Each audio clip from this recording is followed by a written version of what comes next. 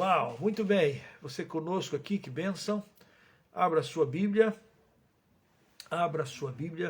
aí na carta aos Hebreus, capítulo 10, e nós vamos ler hoje a partir do versículo 32 desta carta, e assim nós queremos meditar na sua palavra, na sua verdade. Amados, nós temos estudado a carta aos Hebreus, versículo por versículo. E o capítulo 10, ele tem sido tremendamente denso. E na semana passada, o autor aos Hebreus estava nos puxando a nossa orelha acerca daquela mentalidade quase que espiritualmente doentia, de que você pode ser de Jesus, mas viver na prática deliberada do pecado. Não pode. Não dá para você viver na prática deliberada, no pecado voluntário. Você diz que é de Jesus, mas ao mesmo tempo quer viver fora dos caminhos do Senhor. Não dá. Não há como vivermos deliberadamente, versículo 26. Porque se vivermos deliberadamente em pecado, depois de termos recebido o pleno conhecimento da verdade, já não resta sacrifícios pelos pecados, fica só expectação de juízo e fogo vingador, prestes a consumir os adversários. Então esse negócio de dizer que pode viver, eu sou salvo, mas eu posso viver em pecado, não pode. E você não pode desejar o pecado. Você pode até escorregar, pode até acontecer conosco, e isso é coisa que mais acontece, é você não querendo e você pecar. Paulo disse, eu quero fazer as coisas certas, e as coisas que eu quero fazer, de repente não consigo fazer, eu faço as erradas, eu faço às vezes aquilo que eu não deveria fazer. E por que eu faço as coisas erradas quando eu quero fazer as coisas certas? Porque o pecado habita em nós, diz Paulo em Romanos capítulo 7. E aí ele diz aquele brado de desespero, e ao mesmo tempo é um brado de misericórdia. Quem me livrará do corpo dessa morte? Aí ele no finalzinho lá, em Romanos, ele diz, graças a Deus por Cristo Jesus. Assim, ele entra com provisão e ele nos sustenta e nos livra das ciladas, das angústias, né? O mesmo Paulo escreve em 1 Coríntios capítulo 10, 13, não vos sobreveio tentação que não seja humana, mas Deus é fiel e não permitirá que sejais tentados além das vossas forças. Pelo contrário, juntamente com a tentação, Ele, o Senhor, providenciará livramento, de sorte que nós possamos suportar. Então há uma batalha sendo travada entre mim e você, entre nós e a nossa carne e o ser e fazer o bem ou cair em tentação. A oração do Pai Nosso é não nos deixes cair na esparrela da tentação, não nos deixes cair, não nos deixes ser enganado, engodado, enroscado e levado para o mal, para o erro. Você entra na batalha, e na batalha você pode ter momentos de ferir, de ser ferido, mas nunca a gente deve cogitar a ideia de pecar por escolha. Então já não resta.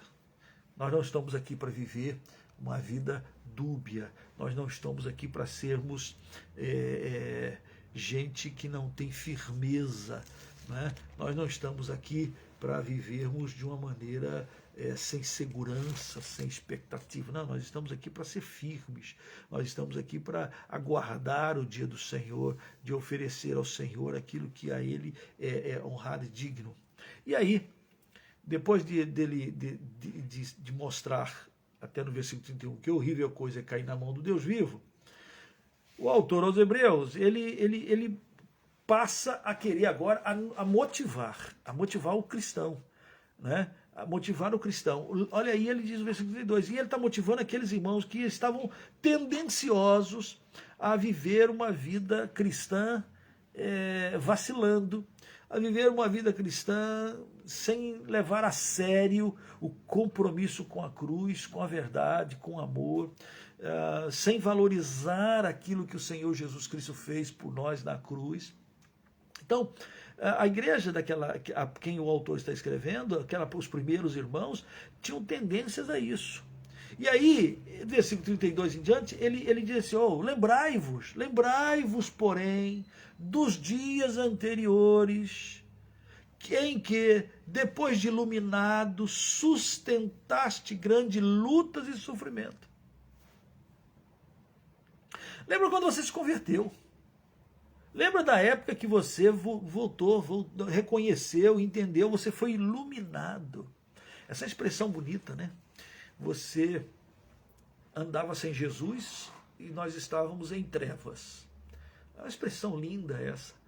Quando você vai caminhando sem conhecer, sem perceber a presença de Deus com você, conosco, bem próximo, sem perceber a verdade.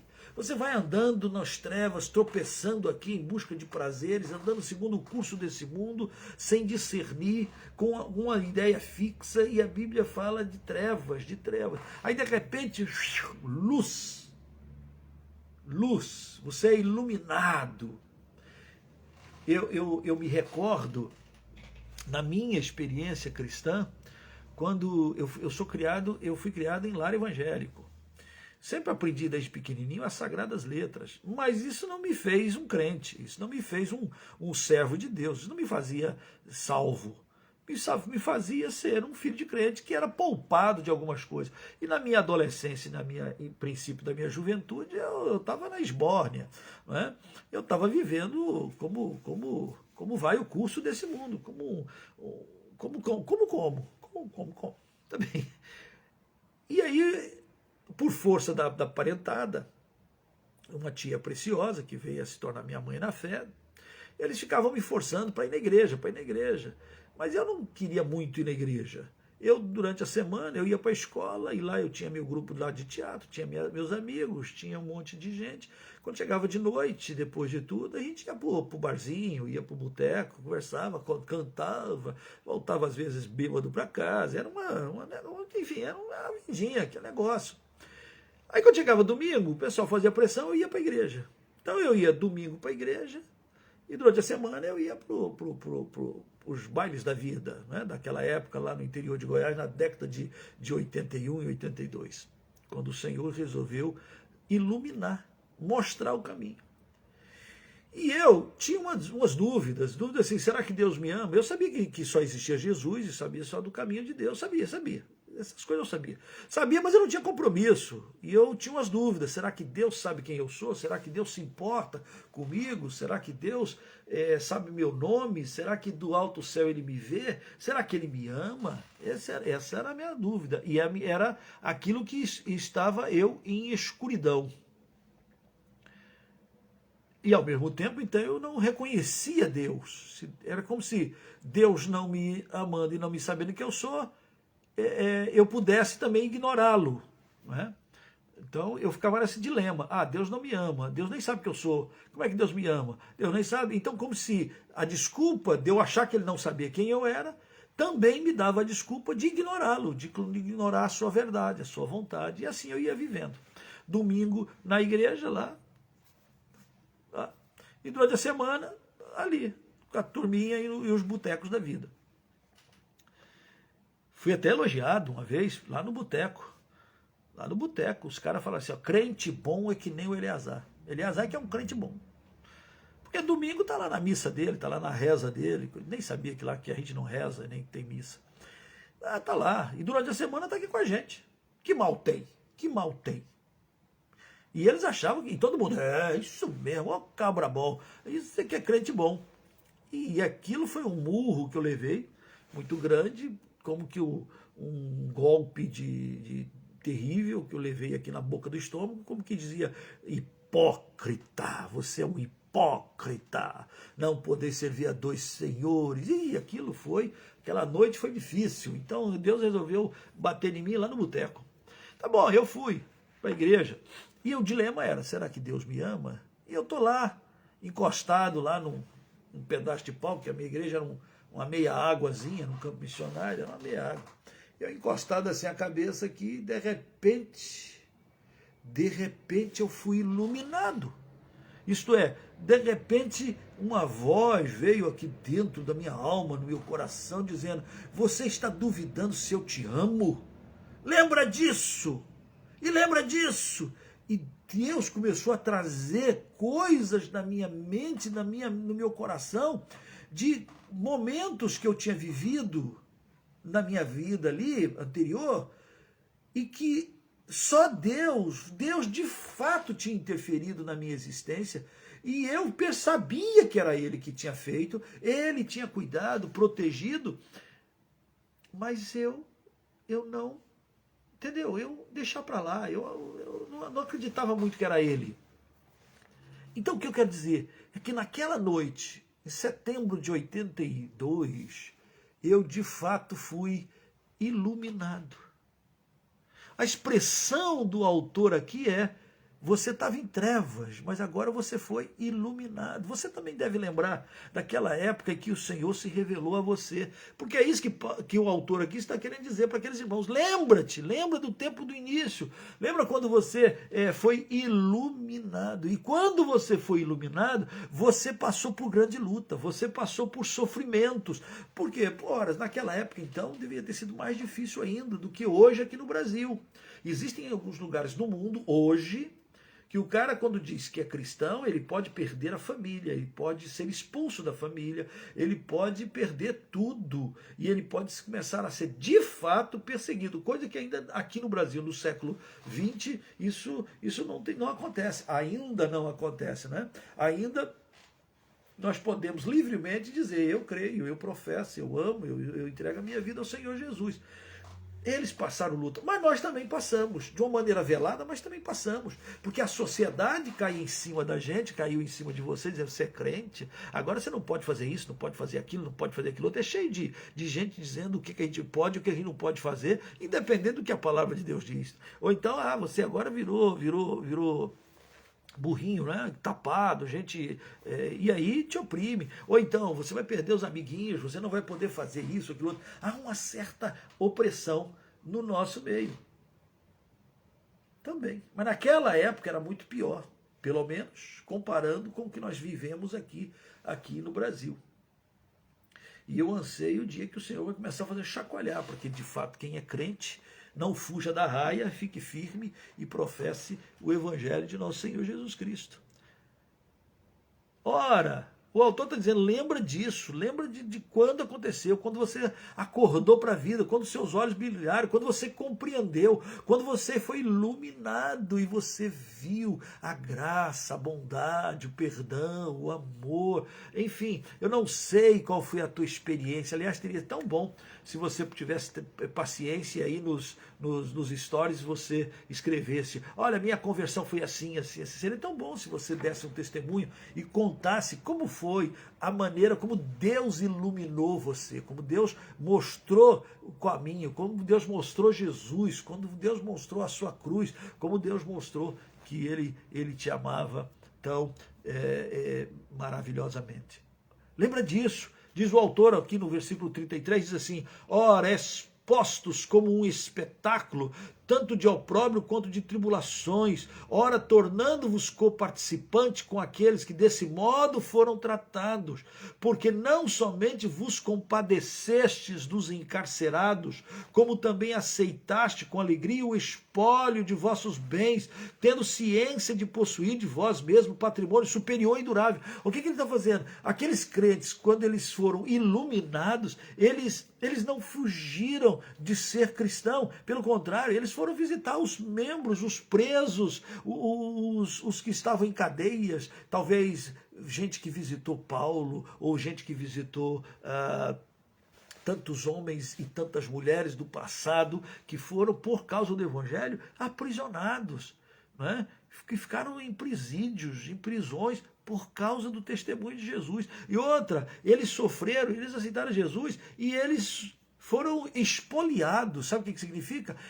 Perderam seus patrimônios, perderam os seus bens. Imagina, hoje no Brasil, o pessoal mais gosta dessa pregação de que se você aceita Jesus, você vai ter prosperidade. Você aceita Jesus, você vai ser rico. Se você tinha um carro mais ou menos, você vai ter um carro uau. Se você tivesse um carro já uau, você ia ter um carro uau, uau, uau. Você vai crescer, você vai prosperar, porque o Evangelho é de prosperar. E você, financeiramente, se você der tanto, você vai ganhar, Deus vai te dar o triplo, o dobro, sei lá mais o quanto. Então hoje, Hoje a proclamação no Brasil é uma proclamação que quer dizer que você aceita Jesus, você melhora. E eu vou dizer uma coisa para você, você aceita Jesus, melhora mesmo. Isto é, melhora porque você tem paz com Deus, melhora porque você para de gastar dinheiro com besterol e começa a gastar com aquilo que é correto, você para de gastar na esbórnia e você começa a, peraí, deixa eu organizar minha vida aqui, peraí,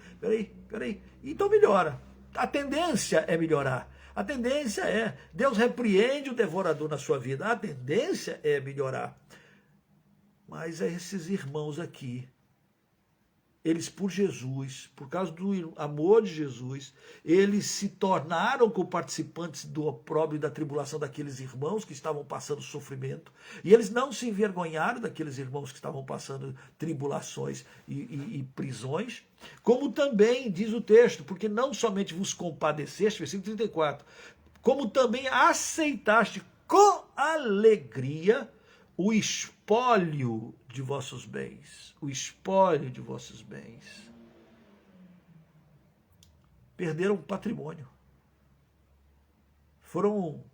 Tiveram que fugir. Em alguns casos tiveram que deixar seus bens para trás. Você imagina alguém que levou anos construindo uma bela casa para dizer, é a minha casa, e de repente agora eu tenho o Senhor Jesus como seu Salvador, foi iluminado.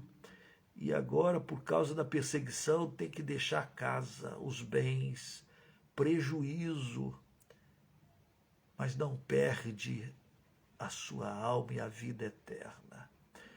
O autor está dizendo, lembra daquela época, você agora está mais acomodando ou está achando que não vale a pena servir a Jesus. Vale a pena, sabe? Porque vocês tinham ciência, sabedoria, que nós possuímos patrimônio superior e durável. Nós possuímos. Nossa casa não é aqui, nosso planeta não é aqui, não é. Nem olhos viram, nem ouvidos ouviram, nem jamais penetrou em coração humano o que Deus tem preparado para aqueles que o amam. Você não precisa ficar com inveja dos ímpios quando eles prosperam.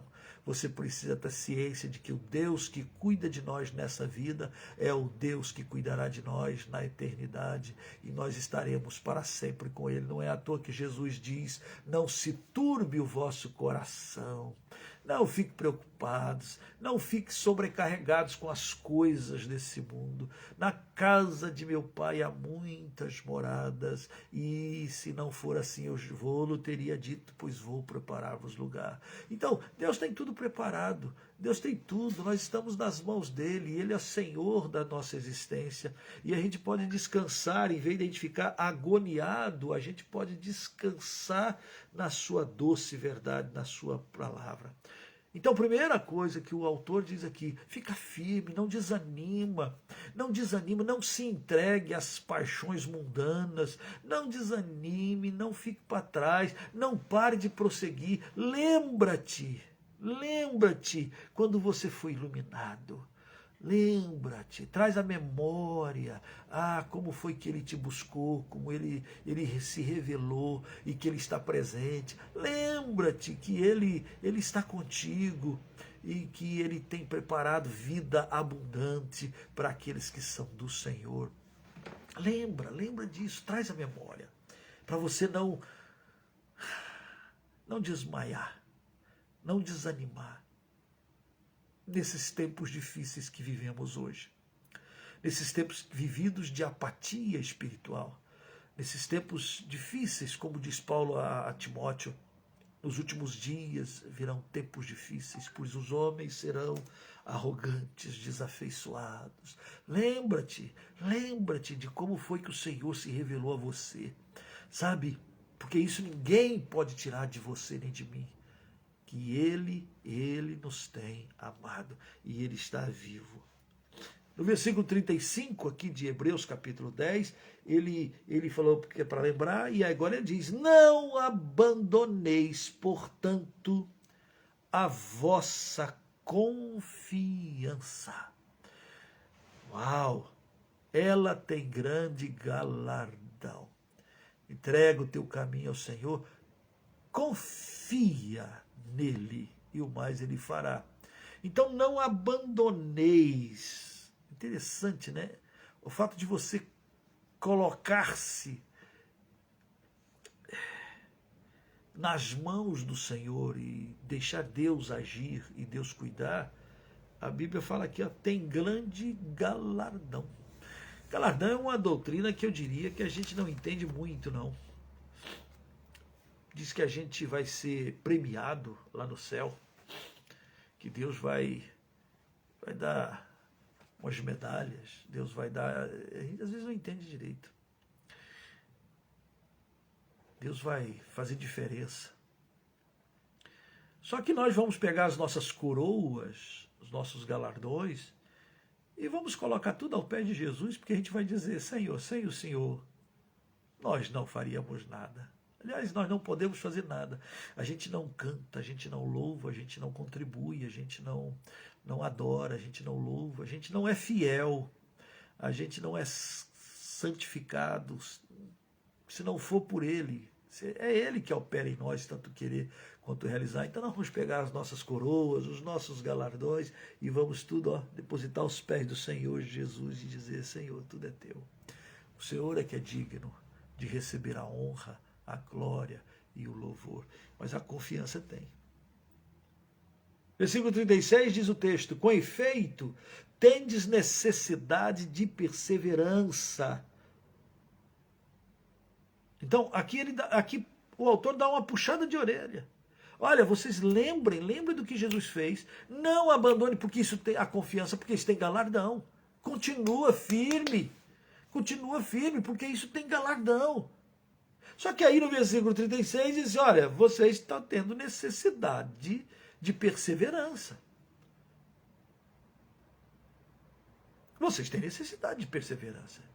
E perseverar é você ficar firme nas adversidades. Vem o vento contrário, vem as barreiras, vem as lutas, e você fica firme.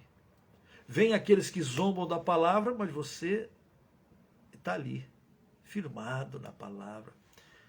1000 cai de um lado, 10.000 do outro, mas você permanece ali, inatingível, isto é, com todo amor e toda confiança. Eu sei que o meu Redentor vive e que por fim se levantará, disse Jó, estando todo lambido de cachorro, ferido.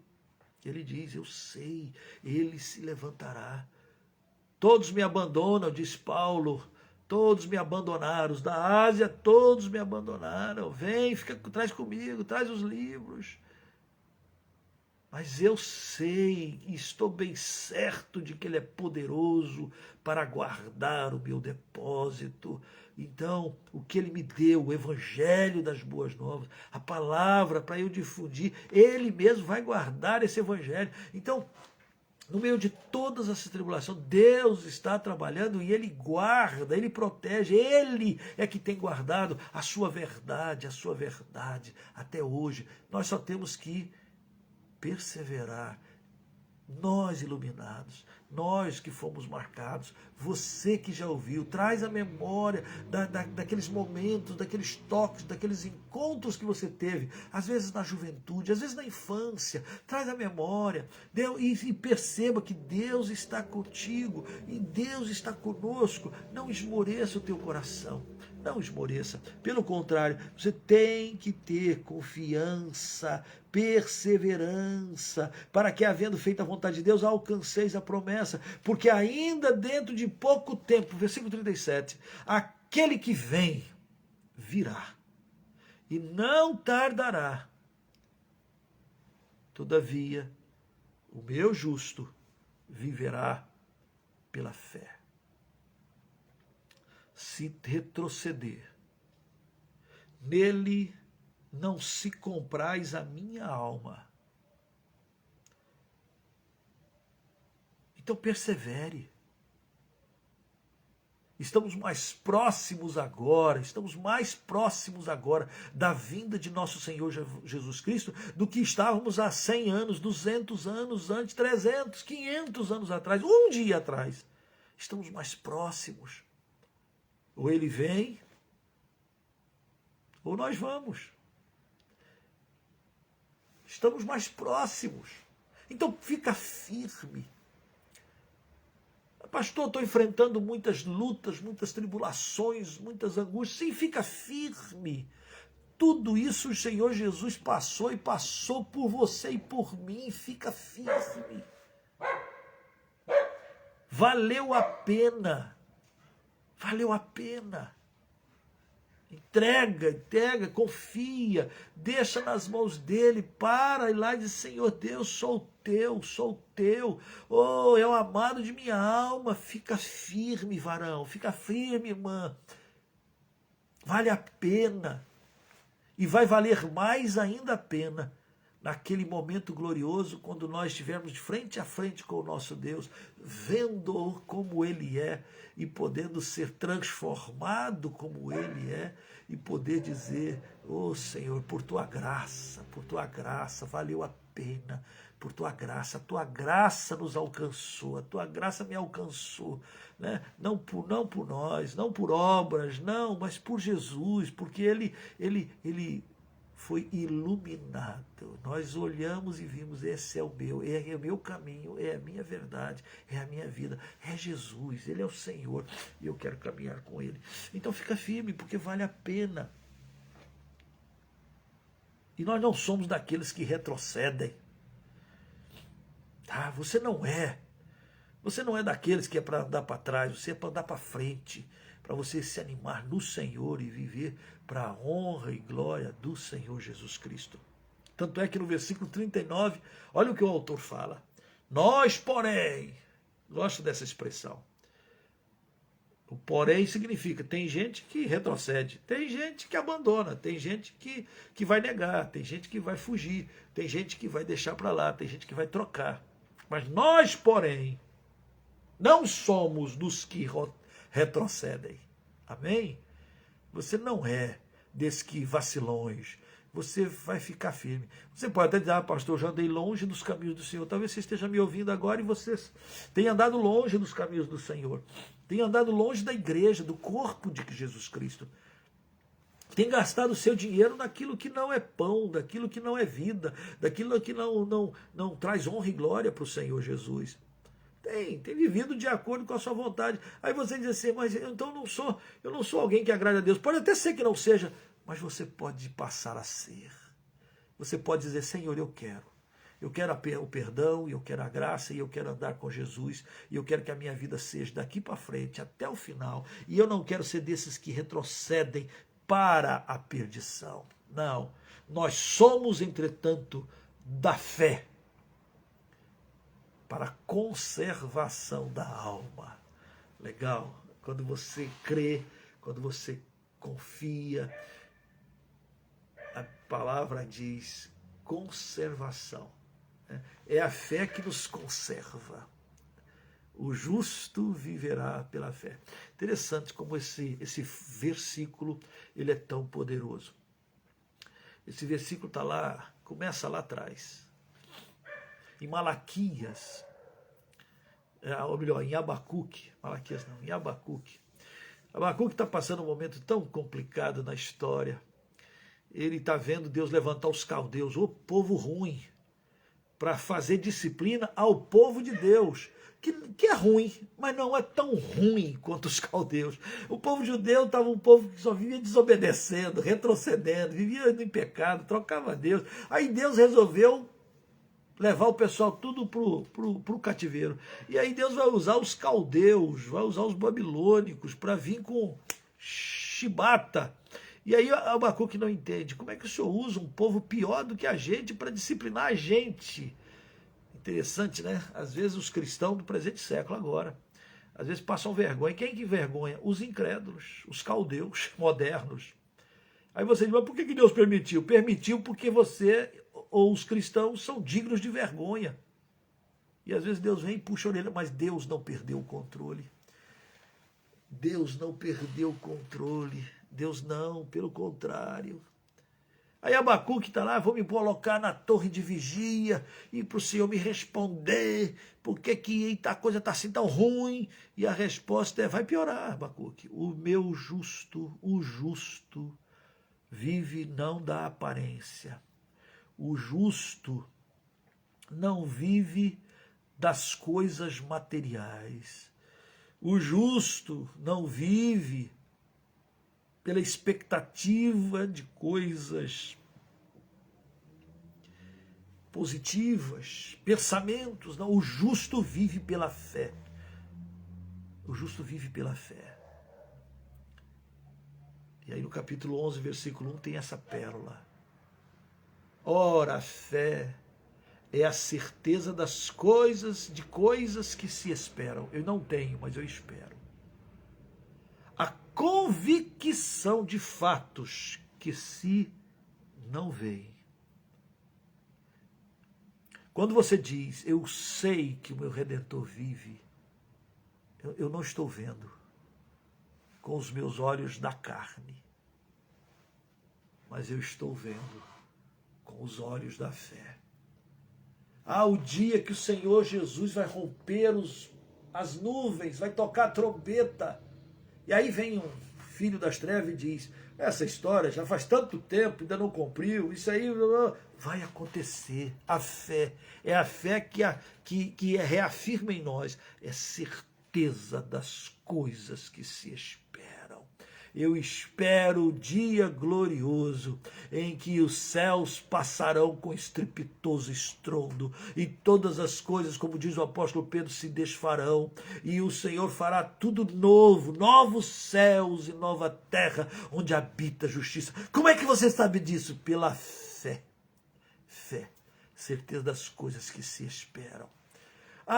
Deus está conosco todos os dias. Sim, pela fé, Deus te cerca, Deus está aí com você, Deus está aqui comigo.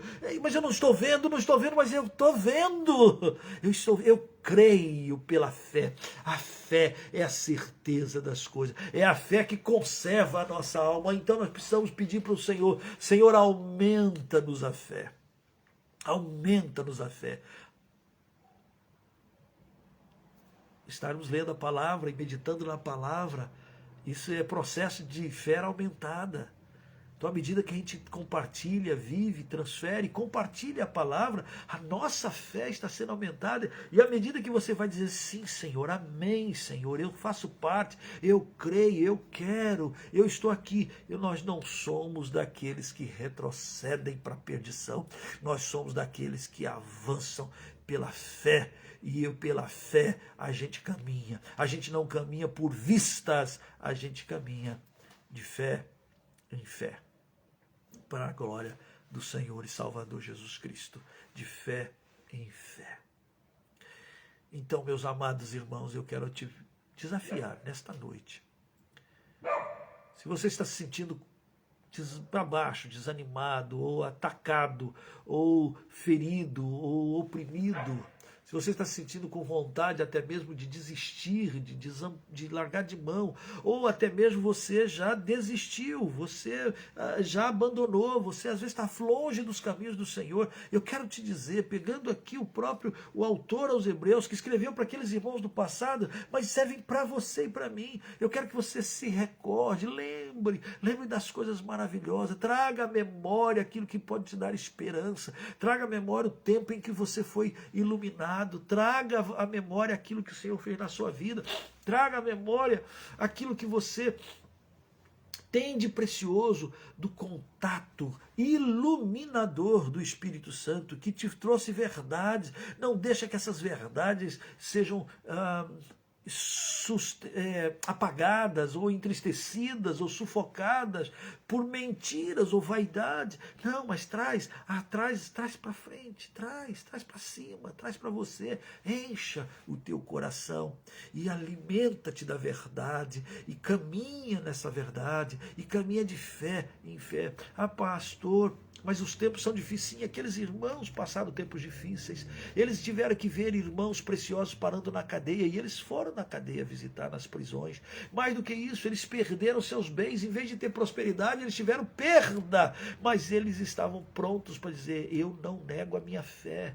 Eu não nego. Você sabe que hoje tem países que as pessoas estão sendo expulsas da sua casa simplesmente pelo fato de você dizer: eu creio no Deus poderoso, Criador dos céus e da terra, em seu Filho Jesus Cristo, que deu a sua vida, que morreu por causa dos meus pecados, e que não adianta eu ganhar o mundo inteiro se eu perder a alma, porque eles estão crendo em Jesus, estão sendo perseguidos, estão sendo oprimidos, estão sendo abandonados.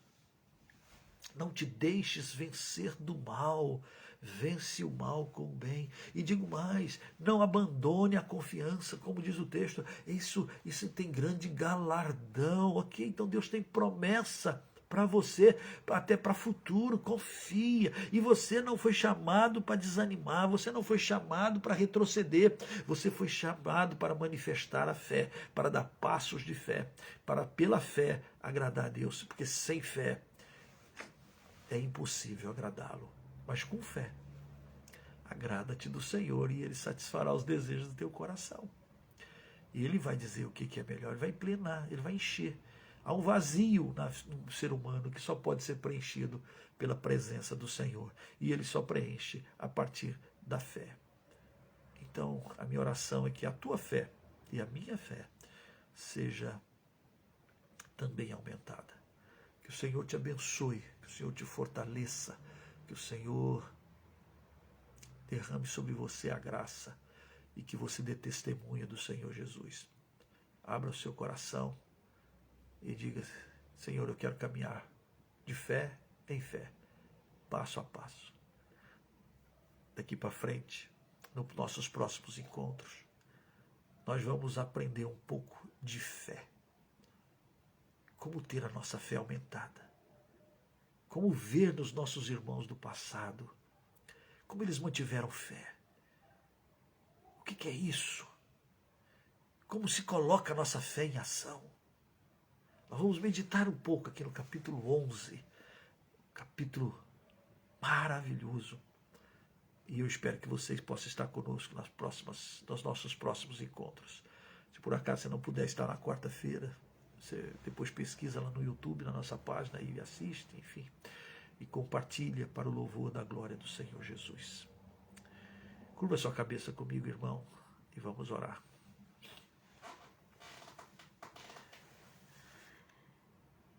Pai Santo, vem sobre nós. Vem sobre nós, ó Santo Espírito. Oh, Santo Espírito, tenha liberdade no nosso meio. Ilumina-nos, Senhor.